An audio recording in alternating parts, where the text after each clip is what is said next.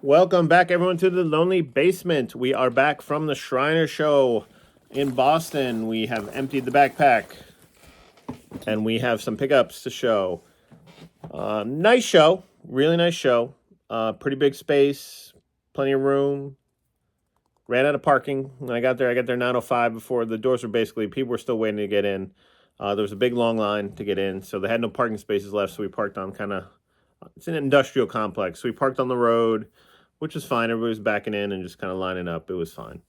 A little bit of a line. Ticket windows are outside, so if it's a little cold, I can imagine the ticket windows being outside could be a little. But it was fine. It was like 50 degrees. But it was a long line to get in at 9 o'clock, and we got our ticket and we went in. A lot of autographs. There was a separate room for the autographs, and I did feel like at times there was more people waiting in the autograph area than there were on the show floor, which is kind of interesting. It was all Boston, Red Sox, Bruins. Tim Thomas was there. A couple other notable Red Sox, which we don't need to remember. And yeah, they like their autographs up there in Boston. A lot of people were getting autographs. A lot of them. Good vintage, very good vintage. A lot of the usual suspects and some new people that I hadn't seen before. There's some guys from like that Maine area, New Hampshire, that come down to the Shriner Show that don't really go further south than that. So I got to see some new inventory, see some new dealers, some new tables. Stan was there from Stan's Vintage Cards. Like I said, a lot of the usual suspects from you see at a lot of the big shows. And it was good. It was a good day. We had fun. We met up with Sammy Thunder. We walked around with him a little bit. Dom from Staven Sports Cards. We met Dom in person for the first time. We met Picker Jim, which was fun. Really nice guy. He subscribed. Thank you, Picker Jim. Thanks, Jim. And we had some fun. We got some baseball cards. Definitely didn't spend the whole budget. Not even close. I'm becoming a little more selective, I'm learning. And if I don't see the card I want, or the card isn't in the condition I want, I'll move on. If I can't make the deal at the price point I want, I'll move on. And I think that's good because we're stretching our hobby dollar longer, and we're making less rash decisions, maybe. I made it a kind of conscious effort to buy like really cheap stuff or stuff I really wanted, and stay away from like anything from like 15 to like 50. Kind of like stay out of that middle zone and see what we come up with. I looked at a couple pretty decent sized cards that I did not buy that I liked, but I had a number in mind on both cards, and I negotiated on both cards, and we came up a little short on both of them. But that's fine. I really don't want to overpay for something. And maybe one of them I should have bought. It was a 52 Rizzuto. We'll talk about it. It was a really nice centered 52 Rizzuto and a 5.5. I need a 52 Rizzuto. I had a number in mind as soon as I looked at it. I said 500. That was my number. He wanted 575. We kind of came down a little bit. We were going back and forth. And at the end of the day, they wouldn't come down to where I wanted to. And I said, you know what? Let's leave it on the table for now. Because it was the price I wanted to pay for the card. The one card I saw besides that was a 59 mana, which I need for my run, which is a 5. It was dead centered. It was beautiful, dead centered. And we were about $75 apart, and he wouldn't come down any further. I couldn't go 875. I looked at the card myself, and I said 800. That was the number I had in my head, and he wanted 9. When I ran into Sammy, we were talking. I said, "Hey, come look at this card." He said, "Yeah, let's go." He pulled up VCP, and I keep calling it VSP for some reason because that's my glasses insurance. And and he was looking at the comps and talking to me, and we were looking at the card, and he's like, "Yeah, I wouldn't." He whispered in my ear, like, "I wouldn't go higher than 800 if it was me. I think that's the number." And that was exactly the same number I had when I went to the table myself, was 800. He didn't want to go that low. It's fine. So I passed on the card, but wasn't gonna. I'm proud of myself. I didn't just throw the money around on something else just to buy something. I still have the money. It's still in the account. I have some things I'm looking at on eBay that are a little bigger. And when the right card hits, patience, as we mentioned the other day, patience will win the day, and we will get the right card at the right price instead of having to buy something every time we go to the show or look on eBay. So that's 5 minutes on my philosophy there. Glasses. Pickups. Like I said, not too much. I avoided junk wax. Almost. I did have in my hands a 1986 factory set of Sportflics for $20. And I was going to offer the guy 15, maybe 12, see if I could get it. You can get them on eBay for 10, but they want 10 for shipping because it's a big box of cards. Don't ask me why I want an 86 Sportflics factory set. Don't.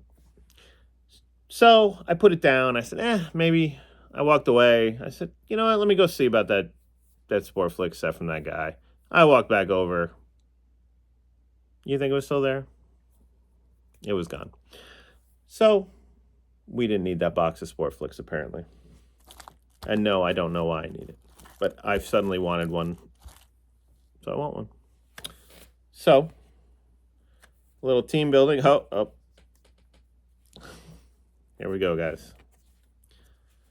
All right, so we picked up a 71 Roy White, which is in nice condition. We saw this in a bargain bin, and we decided we needed to have that because we don't have one, and that one looks nicey nice. Love that card. Look at Roy. Crouched, ready to pounce. That's a very nice conditioned one. And in that 71, we found the 71 Cubbies Floating Heads card, which we need to complete our Cubbies Floating Heads run. Now, I did do an inventory of the Floating Heads. We'll get to that in a minute. So that was one guy, just a couple cards from a bargain box. And then this guy had, these were all 50 cents. I believe, and then we got it cheaper than that. This is a little team building and some stuff I bought just for fun. The 72 Rookie Stars. Rusty Torres, R. Hambright, and Alan Closter did not become stars. That's a cool card. Jerry Kenny, 72 Topps. This guy had a lot of 72s, 71s, 70s, 69s in boxes. John Ellis, 72. Ronnie Bloomberg, 72. The first DH of all time. Old Gary Wasilewski. Lusky. I think it's Lusky. Gary Wasilewski. Say that 3 times fast. And a 72 Roy White. I think we're running out of Roy Whites to buy, guys. This I don't have. The 80 ERA leaders for Guidry. I saw that just floating in there. I grabbed it. And, yeah. The 72 Floating Heads card, which completes the 9-card Cubs Floating Heads team card run. It is complete. Yay. We've completed a task. Look at that. OPC 84. These OPCs were in there. I bought them. I was like, oh, they're OPCs. Let's buy some OPC common cards. Matt Keogh. The great catcher, Butch Wynegar. Dale Murray. A sweet Willie Randolph. And the Andre Robertson. So these will all go into our team set boxes in their appropriate years. And we'll continue to build. And the Cubbies cards will go somewhere where 9 Cubs team floating head cards go. Okay. So, another pickup. This guy had an interesting box. We have our Bowman Mariano Rivera rookie, the card nobody likes. I don't like it, but it's a Mariano Rivera rookie who's basically a Yankee GOAT. I have a bunch of his cards, but I didn't have this one, and I finally felt like it was time. This guy had a bunch of these in his box, but this guy's boxes were crazy. He had like a 5-row of top loaders, but in those 5, so you go through and you're like, oh, look, a Mariano rookie, a Don Mattingly rookie, Donruss, a 53 Jackie Robinson. You flip it over and it's like $1,300, but it's in like top loaders, just like you would have regular cards.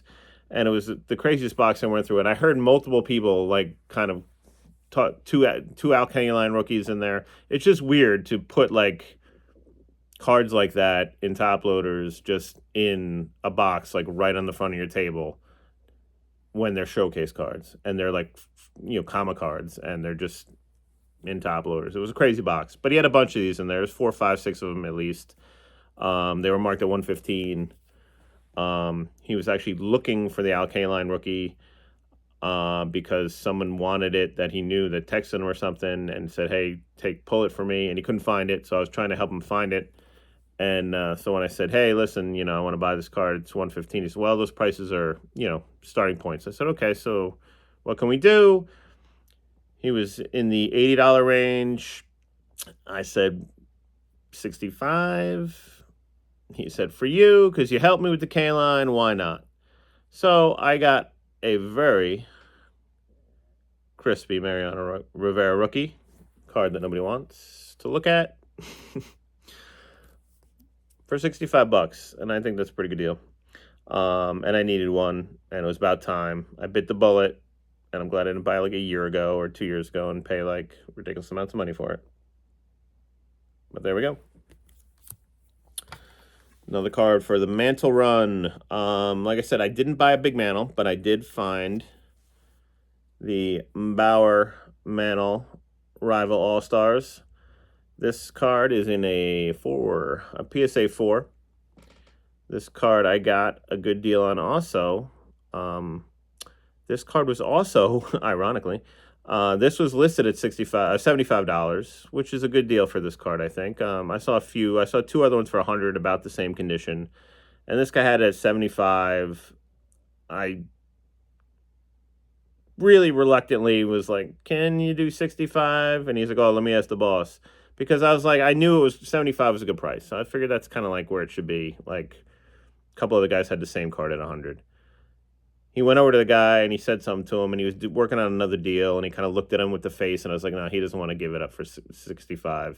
He already knows he had it priced well. And the guy came back and he said, yeah. He said, okay. So he reluctantly went down to $65. So I got another card. I'm getting $65 cards, apparently. But this is a nice one, nice copy. Will fit well into the Mantle collection. And one more pickup. This is the card I've been looking for. I didn't give up looking for it, but I stopped being a priority. And then as soon as things stop being a priority, sometimes they pop up. And it worked out just well. This is exactly the condition, exactly the price, exactly what I was looking for. My 71 greatest moments, Thurman Munson. There is no snow on his face. It is beautiful. It is a PSA 4. If you look at the corners, maybe a little something there, a little something there. But other than that, it is a really nice copy. Super glary today over here in the basement. And I could not be happier with this card. This is my big pickup today. There's Thurman, his Catch and Glory. The back on this is great. AL Rookie of the Year. Card number 1. So this was always on top. Rubber band. So this card is hard to find. Plus the extra size of these. If you know these are oversized. So they tend to chip because they're black. They tend to be rubber banded because it's card number 1. And oversized cards just tend to get nicked up a little bit more than smaller ones. Super happy with that. My Thurman Munson, 71 greatest moments, which we've been looking for since the National. So that's a 6-month journey. But this is the point of what I was saying. I wanted this at the National. I found one That was not the one I wanted. It was not my Thurman Munson Greatest Moments. This one is. And it was basically priced the same as this in the summertime. And I wouldn't have been happy with that one if I bought it just because it was there. And I waited, and it kind of fell off my radar. And then boom, popped right up. There, it popped right up. Today. Those are our pickups. Thanks, everybody, for watching. Appreciate you all. I appreciate everybody from the show today. Sammy helping me comp some stuff. Dom and Picker Jim. And our